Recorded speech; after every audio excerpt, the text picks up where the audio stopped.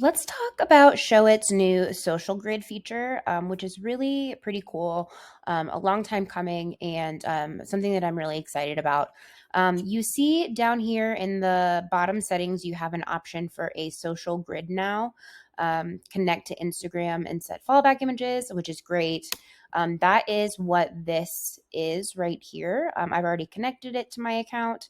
Basically, this allows us to create Instagram widgets that automatically pull our Instagram feeds directly in Showit rather than having to use an outside platform like Light Widget or Snap Widget. It's all done within the Showit platform, which means it's one less thing that your clients have to worry about updating or keeping connected and that sort of thing. The other great thing about this is that it seems to stay connected without any real issues. One of my biggest gripes about Light Widget was that after a while, the access token would expire and it would look like it was broken on your website, which was an issue until you had to log back into Light Widget and reconnect it. This doesn't happen with the social grid in Showit, which is great. So I definitely recommend using this feature rather than any kind of outside platform. One, because it's all in one, you don't have to go log into anywhere else. And two, it seems to not be quite as glitchy.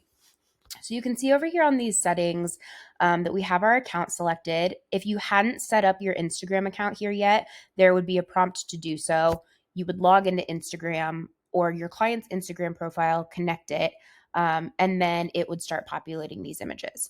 There generally is still a two-factor authorization rule or authentication that you probably will have to grab a code from a client. But it's really pretty easy if you set up a time with them to do that. You have some options here to show video posts or not, carousels, images, show captions on hover. So some cool customization issues here.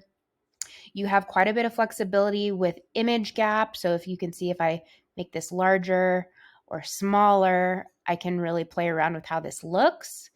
You can make multiple rows here as well, which is pretty cool, along with alignment. You have the same kind of options to play around with on mobile as well. And then the other thing that we have here that's pretty cool is fallback images. And I don't have anything set here. I probably should. Basically, if the connection to Instagram is lost, these fallback images are what's going to show instead. So you're not going to see broken images or a blank space or anything like that. You'll actually see these fallback images and it'll look seamless to your user. It won't look like anything's wrong. So the fallback images is also something that's really nice. You have your basic size and position settings as well, transitions and effects, which I haven't really played with much on the social grid, but those are there.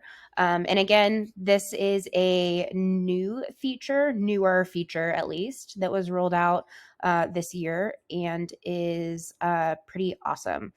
So definitely check out the social grid feature. Again, it is down here in this bottom settings bar under social grid.